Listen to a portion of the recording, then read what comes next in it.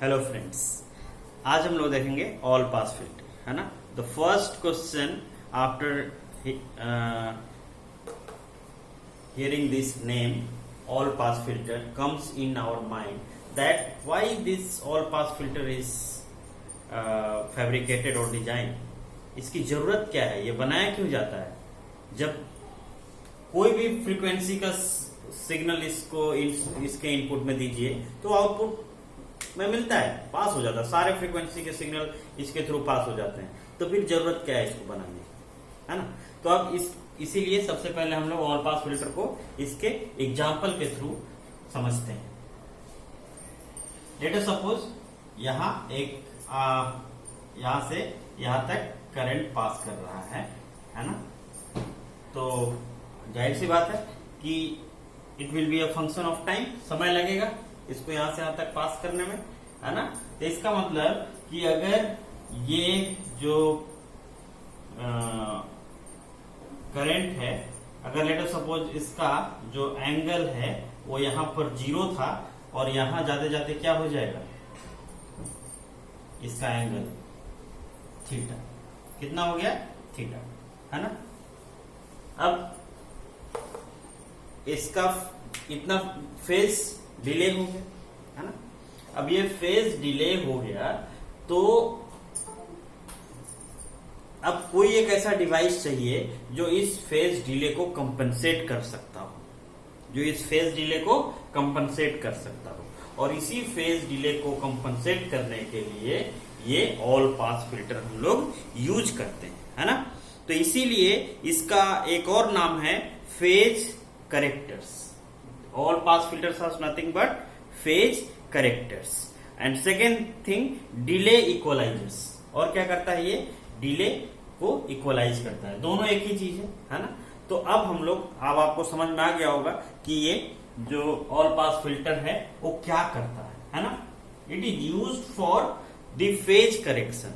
जो phase delay हो जाता है उसको ये कंपनसेट करने के लिए यूज करते हैं, है ना। तो इसका सर्किट आप ऐसा बनाइए जैसा आपने लो पास फिल्टर का सर्किट बनाया था, उसमें क्या चेंज करना है वो मैं बताऊंगा, है ना। ठीक है, तो इस तरह से आप फिल्टर बना सकते हैं, ठीक है। और लो पास फिल्टर का जैसा मैंने बताया आपको सर्किट आपको बनाना है। यहां R था और यहां C था, है ना। और यहां पर भी एक R था और यहां पर भी एक C था, है ना। ये लो पास फिल्टर का एक सर्किट था। कभी हम लोग चाहते थे तो यहां पर एक लोड रेजिस्टेंस RL भी लगा देते थे, ये ग्राउंड होता था, ठीक है। और यहां से हम लोग इनपुट देते थे और यहां इसको हम लोग ग्राउंड कर देते थे। बस फर्क इतना होगा कि अब ये दोनों में ही सेम इनपुट देंगे, दोनों में ही सेम इनपुट देंगे। अब एक किसी को ग्राउंड नहीं करेंगे, है ना। V ये हो जाए, ठीक है। और ये लेट अस सपोज ये RF है और ये R1 है, ओके। और ये R है और ये C है, ओके। सो V आउट। सबसे पहले इसके हम लोग ट्रांसफर फंक्शन भी निकालेंगे, है ना। आउटपुट क्या आएगा ये भी देखना बहुत जरूरी है, क्योंकि फेज डिले अगर आपको निकालना है, फेज डिले के लिए अगर आपको इक्वेशन चाहिए तो उसके लिए आउटपुट और इनपुट में रिलेशन पता होना बहुत जरूरी है। तो सबसे पहले हम लोग डिराइव करेंगे इसके लिए इक्वेशन वी आउट के लिए। आप लोगों को पता है कि इस तरह का जो भी ओप एम्प का सर्किट होता है ना, कोई भी 741 या कोई दूसरा ओप एम्प, है ना, इसमें ये सुपरपोजिशन प्रिंसिपल को फॉलो करता है। सुपरपोजिशन प्रिंसिपल क्या कहता है कि एक को ग्राउंड कर दीजिए, है ना। जैसे इसमें हम मान रहे हैं कि इसमें भी Vin दिया है हमने और इसमें भी Vin दिया है, ऐसे मान सकते हैं। एक बार Vin को ग्राउंड कर दीजिए, फिर आउटपुट निकाल लीजिए, और एक बार है ना, इसको ग्राउंड कर दीजिए और यहां पर Vin ले लीजिए, फिर आउटपुट निकाल लीजिए।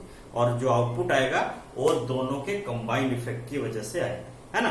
ओके, तो लेट अस सपोज पहले हम लोगों ने क्या किया, है ना, हम लोगों ने यहां इनपुट दे दिया, ठीक है। और यहां पर हमने इसको ग्राउंड कर दिया, नो प्रॉब्लम, कोई दिक्कत नहीं। तो ये it will B V01 plus V02। तो V01 कितना हो गया? V01 is the output due to the input in this terminal, है ना। जब यहां पर Vin दे रहे हैं, इसको ग्राउंड कर दिया हमने, उस केस में जो आउटपुट होगा वो V01 होगा, ठीक है। तो इस केस में आप सबको पता है कि आउटपुट क्या होता है ना। और आप ये दोनों को R ही ले लीजिए, है ना। इसको भी आप R1 ही ले लीजिए और फिर कैलकुलेट कीजिए। दोनों का वैल्यू R1 ही लेकर कैलकुलेट करते हैं, है ना। Okay, so let us start. और तो ये कितना हो जाएगा? अगर हम इसका भी R1 लेते हैं, इसको भी R1 लेते हैं, तो वैल्यू कितना आ जाएगा हमारा? ये इन्वर्टिंग कन्फिग्रेशन है। इन्वर्टिंग कन्फिग्रेशन में आउटपुट क्या होता है? -RF upon R1 into Vin। Okay, तो -RF और अपॉन R1 का वैल्यू कितना हो जाएगा? ये भी R1, ये भी R1। तो यहां पर R1 अपॉन R1 1 मतलब -Vin। तो V01 will be equal to -Vin। So एक इक्वेशन आपको आ गया, है ना, यहां पर पुट करने के लिए। अब दूसरा इक्वेशन हमें चाहिए V02, है ना, आउटपुट ड्यू टू, है ना। इसको आप ग्राउंड कर दीजिए, है ना, और इसमें Vin दे दीजिए, है ना। क्योंकि हमने क्या किया था, दोनों में Vin चाहिए था, है ना, ऐसे करके दोनों को Vin दिया था ना। इसका मतलब इसमें भी Vin था, इसमें भी Vin था।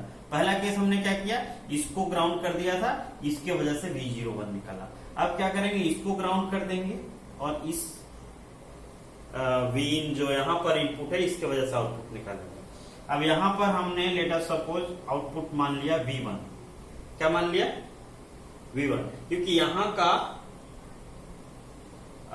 V1 या कई बार इसको Vn मानते हैं, Vn नॉन इन्वर्टिंग टर्मिनल पे वोल्टेज, है ना। तो Vn के टर्म्स में आउटपुट कितना लिख सकते हैं, है ना। ये नॉन इन्वर्टिंग कॉन्फ़िगरेशन हो गया।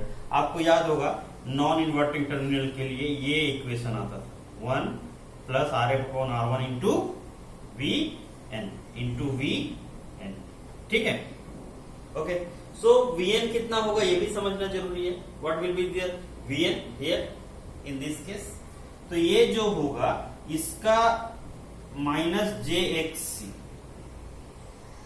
ये होगा इसका इम्पीडेंस, ठीक है। तो इसके अक्रॉस जो वोल्टेज होगा वही यहाँ रिफ्लेक्ट होगा, क्योंकि यहाँ तो ग्राउंड है ना। तो इसके अक्रॉस वोल्टेज कितना होगा? यहाँ पर V1 Vn अगर हम कैलकुलेट करें तो इसके अक्रॉस वोल्टेज निकालना है, तो -jXc upon R total resistance, R minus jXc, है ना, ये प्लस ये R प्लस इसका इम्पीडेंस जो कि -jXc है इंटू Vn, है ना, ये होगा, ठीक है। ओके, सो 1 प्लस RF अपॉन R1, हमने क्या इस दोनों को पुट कर दिया है सेम। तो ये RF अपॉन R1 ये भी 1 हो जाएगा, ये भी 1 हो जाएगा, तो ये हो जाएगा 2। Okay, 2 into -jXc upon R minus jXc, okay, into Vn, ये हो गया V0, है ना। अब हमारा जो टारगेट है वो ये है कि हम इन दोनों को सम करें और आंसर निकालें, है ना। सम करके दोनों को आंसर निकालना है, ठीक है। तो सम करके आंसर निकालने की कोशिश करते हैं। आई थिंक यहां कर सकते हैं, है ना। V01, तो V0 is equal to V01 plus V02। V01 क्या है? -Vin, ओके,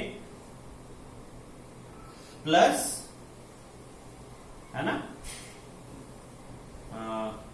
-2jXc, है ना, अपॉन ये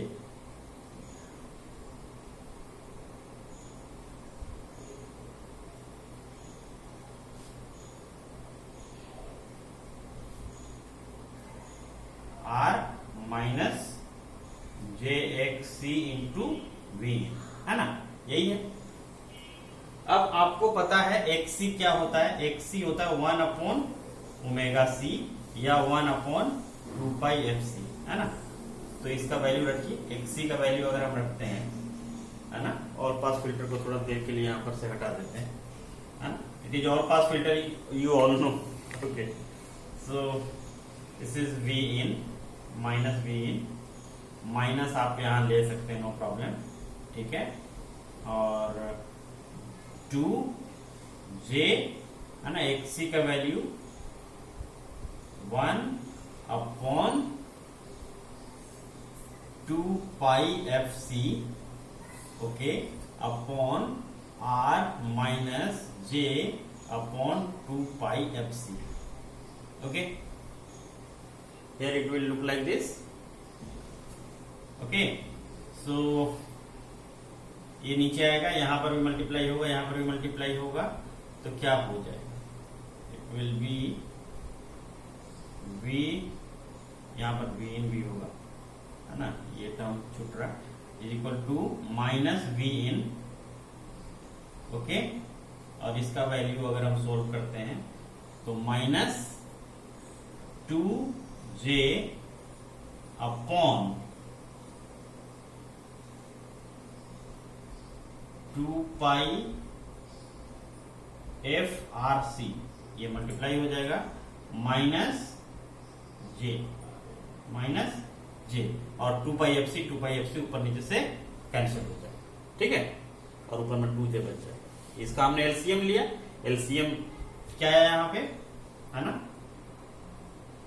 2πfc, और यहां पर था 2j अपॉन 2πfc, है ना। ये 2πfc कैंसिल हो जाएगा, ये, है ना।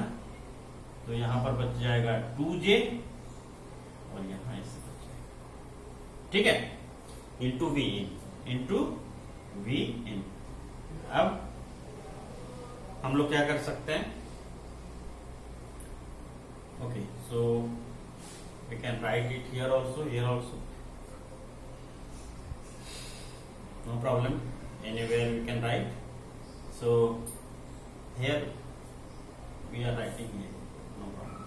So v in कॉमन ले लीजिए, है ना, यहाँ आ जाएगा -1 minus 2j upon 2πfrc minus j, है ना, ये v इन कॉमन हो गया। अब इसमें से इस एलसीएम इसको लेके इधर भेजना पड़ेगा, तो ये क्या हो जाएगा,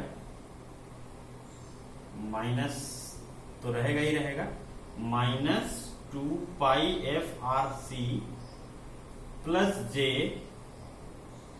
-2j upon 2πfrc minus j, ठीक है, okay. So it will look like, है ना, माइनस, ओके,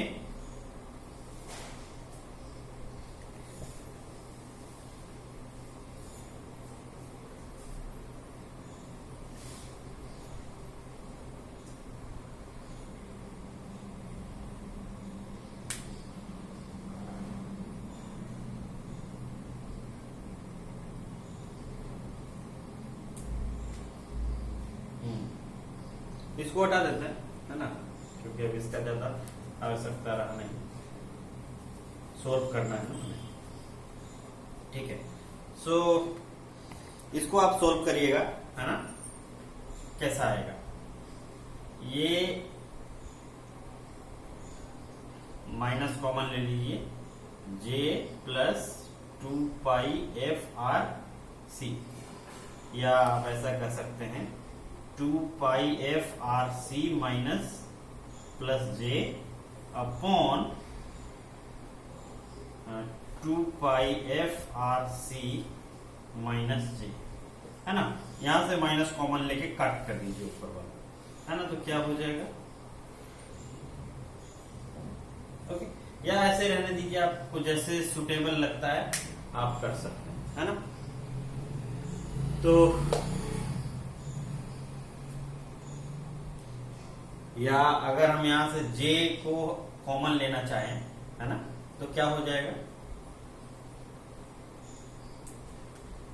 है ना, या जे से मल्टीप्लाई कर दें ऊपर नीचे, no problem, multiply with J, दोनों तरफ ऊपर नीचे जे से मल्टीप्लाई कर दीजिए, तो ये कितना आ जाएगा, है ना, -2πf/c जे आ जाएगा, माइनस यहां मल्टीप्लाई हो जाएगा, -j² अपॉन जे से मल्टीप्लाई करेंगे 2πf/c, जे भी आ जाएगा, ठीक है, और यहां पर माइनस है तो -j², ठीक है। अब आपको पता है j² क्या हो जाएगा, -1, यहाँ -1 और माइनस पहले से तो प्लस, यहाँ पर भी प्लस, तो यहाँ पर ये हो जाएगा 1, माइनस वाले को बाद में लिख देते हैं, j 2πf/c, और यहाँ जो आ जाएगा ये भी +1 हो जाएगा, और तो 1 + j 2πf/c, है ना, इंटू वी इन था ना, इंटू वी इन सब जगह छूट रहा है, ओके, इंटू वी इन, है ना, वी इन, ओके, अब वी आउट इक्वल टू इतना आया है, so V out upon V in कितना हो जाएगा, it will look like 1 - j 2πf/c upon 1 + j 2πf/c, ऐसा, वेरी वेरी सिंपल, है ना। अब इसका जो मैग्नीट्यूड होगा, है ना, लो पास फिल्टर का जो मैग्नीट्यूड होगा वो कितना होगा, आप मैग्नीट्यूड निकाल के देखिए इसका, है ना, वी आउट अपॉन वी इन का मैग्नीट्यूड अगर हम निकालते हैं तो इसका आ जाएगा, ऊपर और नीचे का सेम दिखेगा, 1 + 2πf/c का होल स्क्वायर का रूट, और नीचे में भी यही आएगा, same to same 2πf/c whole square, और ये कितना हो जाएगा 1। तो जब भी आप low pass filter design, all pass filter design करेंगे तो उसका मैग्नीट्यूड हमेशा 1 आएगा, ये बात ध्यान रखिएगा, और जो इसका फेज आना चाहिए वो निगेटिव आना चाहिए, तभी कंपनसेट करेगा। पॉजिटिव फेज पॉजिटिव हो गया है, निगेटिव फेज आ जाएगा तो कंपनसेट कर देगा, ओके। सो इसमें आप एंगल निकालिए, है ना, tan थीटा कितना हो जाएगा, या थीटा निकालिए, है ना, थीटा ही निकालिए, तो ऊपर का जो एंगल कितना हो जाएगा, -tan 1 2πf/c, और नीचे का आ जाएगा tan 1 2πf/c। आपको पता है एंगल, नीचे वाला एंगल ऊपर जाके माइनस हो जाएगा, तो जो ये इसका थीटा आएगा, it will B -2 tan 1 2πf/c, ये आ गया, ठीक है। अब f जब 0 होगा, है ना, उस समय थीटा का वैल्यू क्या होगा, 0, ठीक है, और जिस समय इसका वैल्यू,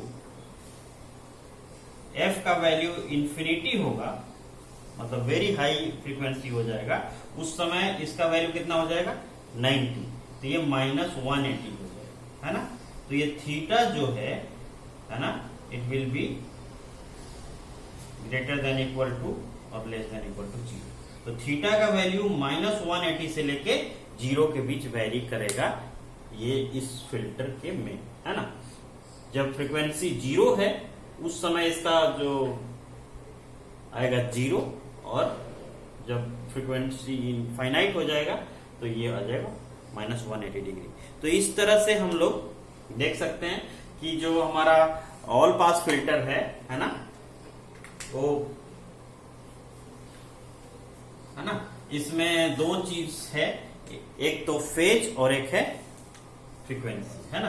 तो इस तरह से हम लोग, अगर मान लीजिए ये हमारा इनपुट में हमने दिया है, ठीक है, ओके, सो जो ये V इन है, let us suppose V out कैसा होगा, यहां से इस तरह से शुरू होके थोड़ा सा फेज एडवांस हो जाएगा, है ना, ये V आउट हो जाएगा। तो ये हमारा जो है फेज करेक्टर है या फेज जो करेक्ट करने के लिए एक डिवाइस हमको रिक्वायर्ड था वो है। तो ये फिल्टर बेसिकली इसलिए नहीं है कि ये किसी फ्रीक्वेंसी को फिल्टर करेगा। इस फिल्टर का मतलब ये है कि जो फेज डिले हो गया है उसको करेक्ट कर देगा, है ना। तो इसीलिए ऑल पास फिल्टर को हम लोग यूज करते हैं, है ना। और इसका मैग्नीट्यूड अगर निकालिएगा हमेशा इस तरह से आना चाहिए आपका 1, और इसका फेज आना चाहिए वो नेगेटिव आना चाहिए, ताकि जो फेज डिले हो गया है उसको आप करेक्ट कर सकते हैं। Okay, thank you for watching.